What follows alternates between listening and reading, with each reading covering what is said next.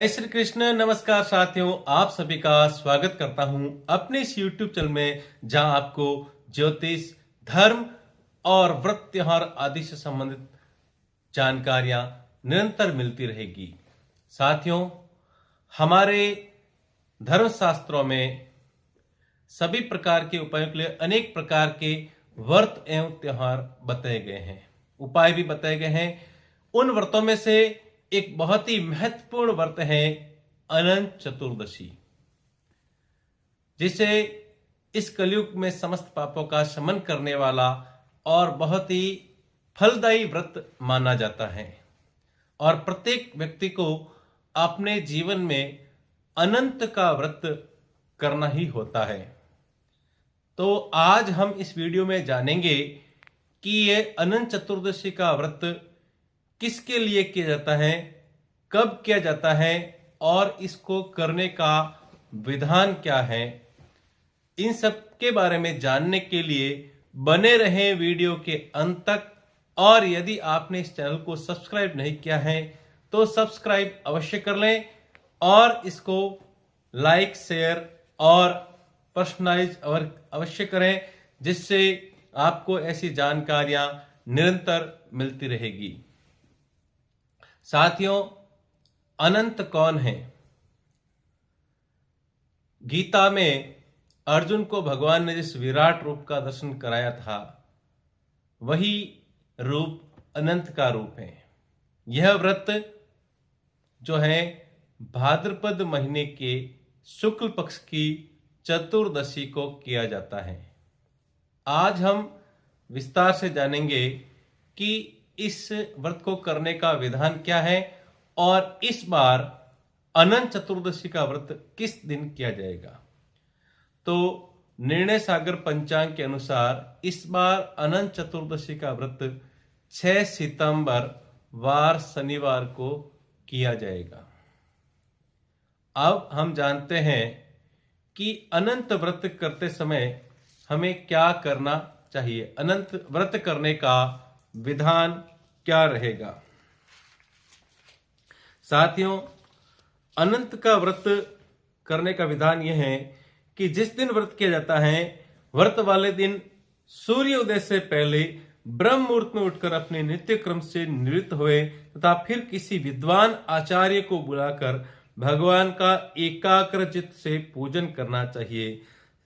अब उसके व्रत करने की विधि क्या है, उसको जानने से पहले हम इस व्रत में कौन कौन सी सामग्री काम में आने वाली हैं, ये देख लेते हैं। कदली स्तंभ, आम्र पल्लव, पंच पल्लव, कलश, यज्ञोपवीत जिसको जनेऊ भी कहते हैं, लाल और सफेद वस्त्र मंडल बनाने के लिए, और चावल, कुमकुम जिसको रोली भी कहते हैं, अबीर और गुलाल जो वेदी को सुसज्जित करने के लिए काम में ली जाती हैं, मांगलिक अर्थात गुड़, धूप, दीप, पुष्प और पुष्पमालाएं। भगवान अनंत भगवान चूंकि विष्णु का रूप है, इसलिए उन्हें तुलसी अत्यंत प्रिय है।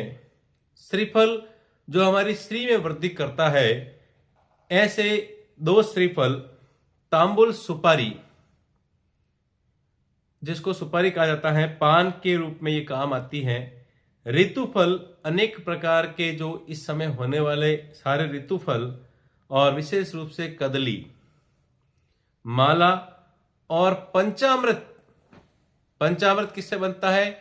गाय का कच्चा दूध, दही, गाय का घी, शहद और गंगा जल और उसमें तुलसी दल मिलाकर पंचामृत तैयार किया जाता है। नैवेद्य के लिए भगवान को इस दिन मालपुओं का भोग लगता है। इसके साथ ही मिष्ठान भी प्रयोग में लाया जा सकता है। गुड़ और गुड़ से बना गोधूम चूर्ण का प्रसाद, रंगीन आटी जिससे मंडल तैयार किया जाता है, दीपक, अनंत भगवान की मूर्ति, लौंग, इलायची, दुर्वा, कपूर, केसर और देवताओं के चित्र और द्रव्य दक्षिणा। इसके साथ मेवा, मिष्ठान, गोटा, और जव तिल हव्य सामग्री और धूप बत्ती, चंदन, बूरा शक्कर और इसी के साथ अनंत का 14 गांठ लगा हुआ डोरा और एक नया अनंत, अगर अनंत व्रत का उद्यापन कर रहे हैं तो नया अनंत जो अंत्य को दिया जाता है वो चांदी का होता है कड़े के रूप में, वो भी 14 गांठ लगा हुआ होता है। और हवन करने के लिए समिधा और जो अरण्या छाना जिनको कहते हैं, गाय की जो गोबर होती है सूखी हुई, पंडित जी के लिए कपड़े, आसन, पीतांबर और एक सरोवरी बनाने के लिए कोई नाडी बनाई जाती है और उस पर आम्र का पेड़ तो नहीं लगाया जा सकता, लेकिन हमारे राजस्थान में उसमें बेर की झाड़ी लगाई जाती है जिसको पानी और कच्चे दूध से भरा जाता है। ऐसा कहा जाता है कथा के अंदर कि 2 पुष्करणियां, 2 बहनें थी और उस कथा में ही जब भगवान अनंत के दर्शन करने के बाद जो कौंडिन्य मुनि है वो जब पूछते हैं कि ये पुष्करणियां कौन थी, तो कहते हैं कि ये पुष्करणियां थी जो एक दूसरे में लहराती रहती है, तो उस समय उनको मिला दिया जाता है। और बाजोट, थाली, कटोरी, नवग्रह की समिधा, पीली सरसों और रुई आदि बहुत सारी सामग्रियां, इसमें पूजा की सामग्रियां सम्मिलित करते हुए बड़े प्रेम भाव से भगवान को पंचामृत से स्नान कराना और निवेद्य अर्पित करना। उससे पहले विधि विधान पूर्वक किस प्रकार पूजन किया जाता है उसकी हम संपूर्ण विधि जानते हैं। जिस दिन हम व्रत वाले दिन सूर्योदय से पूर्व स्नान आदि करके निवृत्त हो जाते हैं, उस समय जिन पंडित जी को बुलाया जाता है उनका सबसे पहले काम क्या होता है, उन्हें सबसे पहले एक नवग्रह का और एक षोडश मात्रिका का मंडल तैयार करना चाहिए और एक बढ़िया सुंदर सी वेदी या हवन कुंड तैयार कर लेना चाहिए और सभी सामग्रियों को एक थाल में अच्छी तरह से पूजा सामग्री सजाकर रख दें। एक थाली के अंदर जो पीले अनंत के डोरे होते हैं उनको रख लें और पूजन की सारी तैयारी कर लें। अब उसके बाद सर्वप्रथम जो है यजमान के उसका पवित्रीकरण करें। जिस भूमि पर हम हवन और कथा पूजन आदि करने जा रहे हैं उसका पवित्रीकरण और यजमान का पवित्रीकरण करें। यजमान के अंतःकरण के पवित्रीकरण के लिए सबसे पहले जो है 3 बार सीधे हाथ में, दाएं हाथ में जल देवें और उस समय उन 3 बार उस जल को पीते हुए ओम केशवाय नमः, ओम नारायणाय नमः, ओम माधवाय नमः इसका उच्चारण करें। उसके बाद अपने हाथ में जल लेकर हाथ का प्रक्षालन यानी हाथ धोवें और उस समय मंत्र बोलें ओम ऋषिकेशाय नमः। उसके बाद अपने बाएं हाथ में जल को रखें और उनको अनामिका, मध्यमा और अंगूठे को मिलाते हुए उसको अभिमंत्रित करते हुए अपने शरीर पर उसके छींटे देते हुए मंत्र बोलें ओम अपवित्रः पवित्रो वा सर्वावस्थामगतोऽपि वा यः स्मरेत पुंडरीकाक्षं स बाह्याभ्यंतरः शुचिः। उसके बाद आसन की शुद्धि कर लें। आसन पर दिव्य मंत्रों से उस जल के छींटे लगाते हुए ओम पृथ्वी त्वया धृता लोका देवी त्वं विष्णुना धृता त्वं च धार्यं माम देवी पवित्रं कुरु चासनम्। अब जो है यजमान यज्ञोपवीत आदि धारण करें और यजमान को जोड़े सहित बिठाकर उनका गठजोड़ करें और गठजोड़ करते समय मंत्र बोले ओम यदा बध्नन्दाक्षायणा हिरण्यगुं सतानिकाय सुम्नस्य माना तन्म आबध्नामि शतं शारदायस्यञ्जरदृष्टि यथा समः। उसके बाद दीप का प्रज्वलन करें और मंत्र बोलें, भव दीपम देवरूपस्त्वं कर्म साक्षी अविघ्न कृतः यावत् कर्म समाप्तिः स्यात् तावत् त्वं सुस्थिरः भव। इस प्रकार दीप प्रज्वलन करने के बाद अपनी शिखा बांधें। शिखा बांधने का मंत्र है, चिद्रूपिणी महामाये दिव्य तेज समन्विते तिष्ठ देवी शिखा मध्य तेजो वृद्धिं कुरुष्व मे। अब है सर्वप्रथम जो है सभी देवताओं का गणेश जी सहित स्मरण करावें और उसमें पहले 14 नमस्कार करते हुए मंत्र बोले, ओम श्रीमन महागणाधिपत्ये नमः, श्री लक्ष्मी नारायणाभ्यां नमः, उमा महेश्वराभ्यां नमः, वाणी हिरण्यगर्भाभ्यां नमः, शची पुरंदराभ्यां नमः, मातृपितृचरण कमलेभ्यो नमः, इष्ट देवताभ्यो नमः, कुल देवताभ्यो नमः, स्थान देवताभ्यो नमः, ग्राम देवताभ्यो नमः, वास्तु देवताभ्यो नमः, सर्वेभ्यो देवेभ्यो नमः, सर्वेभ्यो ब्राह्मणेभ्यो नमः, एतत् कर्म प्रधान देवताय नमः। ओम सिद्धि बुद्धि सहिताय श्रीमन् महागणाधिपतये नमः। ओम सुमुखश्च एकदन्तश्च कपिलो गजकर्णकः लंबोदरश्च विक्टो विघ्ननाशो विनायकः धूम्रकेतुर्गणाध्यक्षो भालचन्द्रो गजाननः। द्वादशैतानि नामानि यः पठ्ये शृणुयादपि विद्यारम्भे विवाहे च प्रवेशे निर्गमे तथा संग्रामे संकटे चैव विघ्नस्तस्य न जायते। शुक्लाम्बरधरं देवं शशिवर्णं चतुर्भुजं प्रसन्नवदनं ध्यायेत् सर्वविघ्नोपशान्तये। अभिषिक्तात् सिद्ध्यर्थं पूजितो यः सुरासुरे सर्वविघ्नहरस्तस्मै गणाधिपत्ये नमः। वक्रतुण्ड महाकाय सूर्यकोटिसमप्रभा निर्विघ्नं कुरु मे देव सर्वकार्येषु सर्वदा। सर्वमङ्गलमाङ्गल्ये शिवे सर्वार्थसाधिके शरण्ये त्र्यम्बके गौरी नारायणी नमोस्तुते। सर्वदा सर्वकार्येषु तेषां मङ्गलम्। येषां हृदयस्थो भगवान् मङ्गलायतनो हरि तदेव लग्नं सुन्दरं तदेव विद्याबलं देवबलं तदेव ताराबलचन्द्रबलं तदेव लक्ष्मीपतेस्ते ग्रीयुग्मं स्मरामि। इस प्रकार मांगलिक मंत्र का उच्चारण करते हुए जो यजमान के हाथ में पुष्प और चावल दिया है उनको गजानन जी को ओम गंग गणपति नमः कहते हुए समर्पित करें।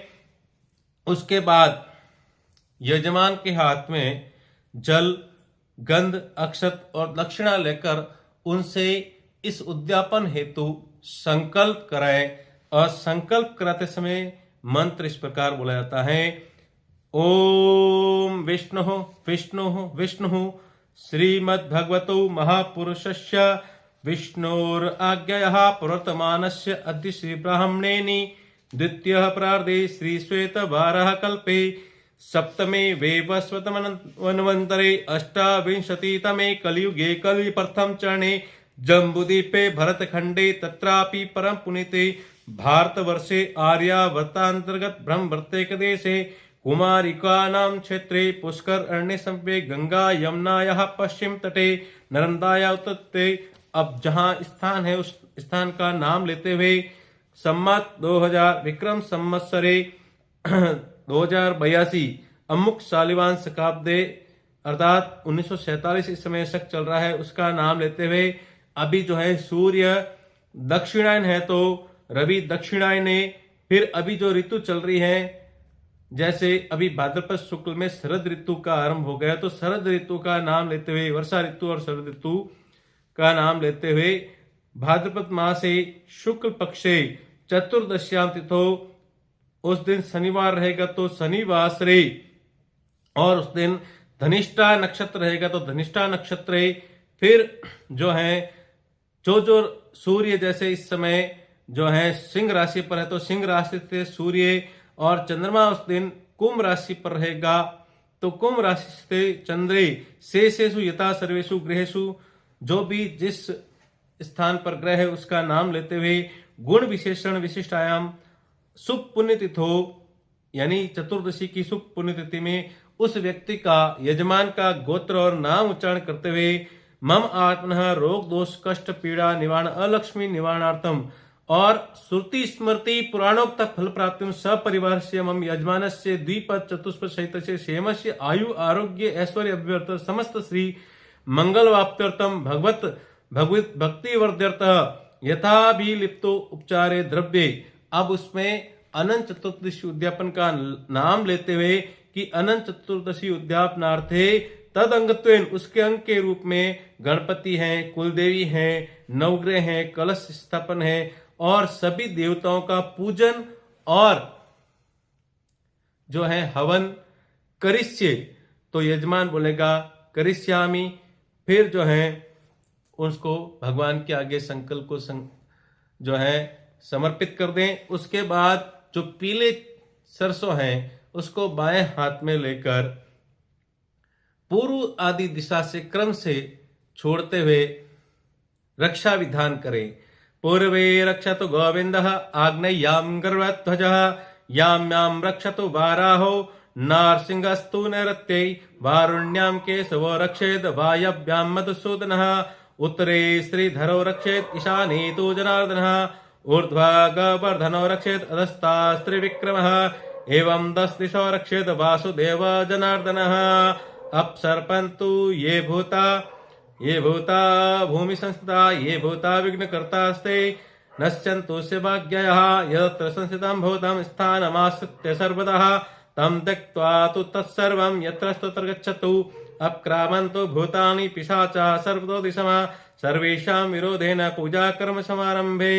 इस प्रकार पूर्व अग्नि, दक्षिण, नृत्य, पश्चिम, वायव्य, उत्तर और ईशान आदि दिशाओं में ऊपर नीचे और 10 दिशाओं में अपने सर के ऊपर से घुमाते हुए विसर्जित कर दें और फिर हैं कलश स्थापन करें। ओम वरुणस्य आत्मिक कलश लेकर उनको अक्षत के ऊपर रखते हुए मंत्र बोले। ओम वरुणस्य स्तंभनमसि वरुणस्य स्कम सरजनिस्थ वरुणस्य ऋत सदन्यसि वरुणस्य ऋत सदनमसि वरुणस्य ऋत सदनम आसीद। कलशस्य, फिर कलश में सभी देवताओं का आह्वान करें। कलशस्य मुखे विष्णु कंठे रुद्र समासितः मूले तस्य स्थितः ब्रह्मा मध्ये मातृगणाश्रितः कुक्षौ तुषाग्रः सर्वे सप्त दीपा वसुंधरा ऋग्वेदो यजुर्वेदो सामवेदो यथर्वणः अंगे सहिता सर्वे कलशं तु समासितः। अत्र गायत्री चैव सावित्री शांति पुष्टिकृता आयन्तु देव पूजार्थः दुर्दशैकार का गंगे चेम्ने चैव गोदावरी सरस्वती नर्मदे सिंधु कावेरी जलेस्मिन् सन्निधिं कुरु। ओम वरुणाय सर्वतीर्थेभ्यो नमः अस्मिन् जले सर्वतीर्थमयं वरुणम् आव्यामि। उसके बाद ओम वरुणाय नमः कहते हुए सभी का आह्वान, आसन पाद्य अर्घ्य 4 बार जल छोड़ते हुए और फिर मौलिका वस्त्र चढ़ाएं, यज्ञोपवीत चढ़ाएं, गंध अक्षत पुष्प धूप दीप नैवेद्य और आचमन और तांबूल पुंगी फल और दक्षिणा समर्पित करते हुए उनको हाथ जोड़कर प्रार्थना करें। धेनु मुद्रा में कलश के ऊपर हाथ रखते हुए ओम गंगा सिंधु सरस्वती च यमुना गोदावरी नर्मदा कावेरी सरयू महेंद्र तन्या चर्मणवती वेदिका क्षिप्रा वेत्रवती तथा स्वर्णदी ख्याता गया गल्लिका पूर्णहा पूर्णतरा समुद्र सहिता कुर्वन्तु मंगलम। फिर जल से सब पूजा सामग्री के छींटा देवे। फिर गणेश जी का ध्यान करें। गणेश जी के ध्यान के लिए मंत्र बोले। ओम उद्यन्ते नेश्वरुचि निज हस्तपद्मयी पासा कुंसा भयवरान दत्तम गजास्याम रक्तावरम सकल दुःखहर गणेश ध्यायेत प्रसन्नम अखिलाभरणाभिरामम। फिर गजानन जी का आह्वान करें, हाथ में अक्षत पुष्प लेते हुए ओम गणानां त्वः गणपतिघुं हवामहे प्रियाणां त्वः प्रियपतिघुं हवामहे निधीनां त्वा निधिपतिघुं हवामहे वसुमं महमजानि ग्रवदं त्वमजासि ग्रवदम्। ओम भूर्भुवस्सुः श्री गणपति यज्ञतिष्ठः रिद्धि सिद्धि सहितो विराजमानो भव। उसके बाद गणेश जी के आह्वान के बाद उनको 4 बार जल से और आसनम पाद्यम अर्घ्यम स्नानार्थम वस्त्रम, फिर उनके बाद उनको पंचामृत आदि से स्नान कराए, फिर शुद्ध जल से स्नान कराकर वस्त्र चढ़ाए 2 बार, यज्ञोपवीत चढ़ाए यानी जनेऊ चढ़ाए, गंध यानी कुमकुम चढ़ाए, अक्षत चढ़ाए, पुष्प चढ़ाए, धूप और दीप का ध्यान उनके लिए करें, उनको नैवेद्य अर्पित करें। नैवेद्य अर्पित करने के बाद उनको आचमन कराएं और तांबूल पत्र यानी पान गीड़ा चढ़ाएं और उनसे दक्षिणा चढ़ाएं और विशेष अर्घ्य देवें। उसके बाद हाथ जोड़कर प्रार्थना करें ओम विघ्नेश्वराय वरदाय सुरप्रियाय लंबोदराय सकलाय जगदिताय नागाननाय सत सर्प विभूषिताय गौरीसुताय गणनाथ नमो नमस्ते। हे प्रभु, इस पूजा से रिद्धि सिद्धि सहित श्री गणेश जी प्रसन्न होवे, ऐसा कहकर फिर एक लाल वस्त्र से जो मंडप गेहूं का मंडल बनाया हुआ है जिस पर की षोडश मातृका विराजमान है, अपनी कुल देवी सहित षोडश मातृका का ध्यान हाथ में अक्षत पुष्प लेकर करें। ओम जयंती मंगला काली भद्र काली कपालिनी दुर्गा क्षमा शिवा धात्री स्वाहा स्वदा नमस्ते। अब षोडश मातृका कौन है? गौरी, पद्मा, सची, मेधा, सावित्री, विजया, जया, देवसेना, स्वदा, स्वाहा, मातरो, लोकमात्र, धृति, पुष्टिस तथा तुष्टिर आत्मनः कुल देवता गणेशानदि को वरदो पूज्या षोडश। फिर गणेश जी का जो है और षोडश मातृका का आह्वान और पूजन करें, उनको आसन अर्घ्य और पाद्य के लिए जल समर्पित करें, फिर स्नान कराएं, फिर वस्त्र पहनाएं और गंध अक्षत पुष्प इनको यज्ञोपवीत नहीं चढ़ेगी, धूप दीप नैवेद्य आचमन कराएं, तांबूल पत्र चढ़ाएं, पुंगी फल और दक्षिणा चढ़ाएं और हाथ फैलाकर मां के आगे प्रार्थना करें कि आप सभी कार्य निर्विघ्न संपन्न करें और घर में सदा वृद्धि करें। पत्रम पुष्पम फलम तोयम रत्नानि विधानि च ग्रहणात् मया दत्तम देहि मे वांछित फलम रूपम देहि। मां से प्रार्थना करें, रूपम देहि, जयम देहि, भाग्यम भवति देहि मे, पुत्रान देहि, धनम देहि, सर्वान कामाश्च देहि मे। अब हाथ में अक्षत पुष्प लेकर नवग्रह का आह्वान करें। ओम भूर्भुवस्व सूर्यादि नाम सर्वेशाम ग्रहाणम आवानम आसनम पाद्यम अर्घ्यम स्नानम वस्त्रम गंधम।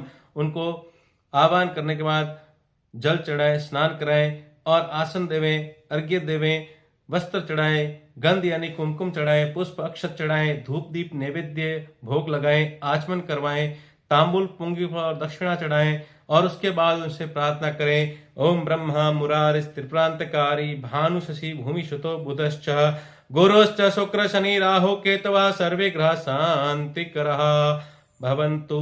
उसके बाद सूर्य से शौर्य मांगे, चंद्रमा उत्पत्ति देता है, चंद्रमा से मंगल से सुमंगल, बुध से सद्बुद्धि, गुरु से बढ़ाई, शुक्र से सुख, शनि से शांति, राहु से बाहुबल, केतु से कुल की उन्नति मांगे और सभी ग्रहों से अपने ऊपर कृपा बनाए रखने की प्रार्थना करें। उसके बाद जो अनंत के डोरे हैं उनका कच्चे दूध से स्नान करवाकर, जल से पुनः स्नान कराकर उनके भी इसी प्रकार गंध अक्षत रोली मोली से पूजन करें और जो वेदी बनाई है उस पर 3 लाइनें खींचते हुए ब्रह्मा विष्णु महेश उसमें से अपने जो अनामिका है और जो अंगुष्ठ है उससे उस वेदी में से जो लाइनें खींची उसमें से जो रेत है उसको उठाते हुए बाहर छोड़ें वेदी के और उसके बाद उसमें समिधा स्थापित करें, अग्नि स्थापन करें और अग्नि स्थापन से पूर्व जो है आपके जो ब्राह्मण हैं उनका तिलक मौली लगाकर उनका जो है उनको इस यज्ञ के लिए निमित्त करें कि आप हमारे इस यज्ञ को वरण करें। उनका ब्राह्मण वरण करने के बाद ब्राह्मण को वरण करते समय ब्राह्मण के जो है मौली बांधने का मंत्र है वर्तेन दीक्षा मापनोति दीक्षया मापनोति दक्षिणाम दक्षिणया श्रद्धा मापनोति श्रद्धया सत्यमाप्यते। फिर उनकी तिलक करते हुए उनको दक्षिणा भी देवें। तिलक करते समय ब्राह्मण के तिलक करते समय मंत्र बोले नमो ब्रह्मण्य देवाय गौ ब्रह्मण हिताय जगदिताय कृष्णाय गोविंदाय नमो नमः। फिर जो है जो अग्नि किसी सुहासनी से अग्नि मंगवाएं और उस अग्नि का स्थापन करने के बाद अग्नि को का आह्वान करें और इस प्रकार ओम अग्ने सपत्न दम्ब नब्दाप्सो अदाभ्यम चित्रावसो स्वस्तिते पारमश्य स्वाहा ओम श्री अनलाय नमः। फिर इन अग्नि देवता का पंचोपचार पूजन किया जाता है। पंचोपचार पूजन में उनको केवल गंध यानी कुमकुम अक्षत पुष्प धूप दीप चढ़ाया जाता है। इसके बाद हवन प्रारंभ करना है। हवन में जो है सबसे पहले ओम प्रजापते स्वाहा, ओम इंद्राय स्वाहा, ओम अग्नये स्वाहा, ओम सोमाय स्वाहा, ओम भू स्वाहा, ओम भुव स्वाहा, ओम स्व स्वाहा, इन आहुतियों को देने के बाद जो है ये आहुतियां केवल घी की घृता आहुति कहलाती हैं। उसके बाद जो यजमान सपत्नीक उसमें आहुति देते हुए विभिन्न प्रकार से गजानन जी की, अनंत भगवान की, नवग्रह की आहुतियां देते हुए और षोडश मातृका की आहुतियां देते हुए बाद में अनंत कथा का वाचन करें। अनंत कथा भक्ति पूर्वक करने के बाद जो है आरती करें, पूर्णाहुति और आरती करें। आरती करने के बाद भोग लगाएं और भोग लगाने के मालपुए का और भोग लगाने के बाद जो है सबसे पहले यजमान को चाहिए कि सपत्नीक ब्राह्मण को, जोड़े को जिमाएं, उनको दक्षिणा से संतुष्ट करें और ब्राह्मण जो है अपने यजमान को खूब आशीर्वाद देवे। उसके बाद जो है इस प्रकार जो है अनंत का विधि विधान पूर्वक पूजन करने से अनंत भगवान प्रसन्न होते हैं और उस पर अपनी कृपा दृष्टि बनाए रखते हैं। बोलिए अनंत भगवान की जय।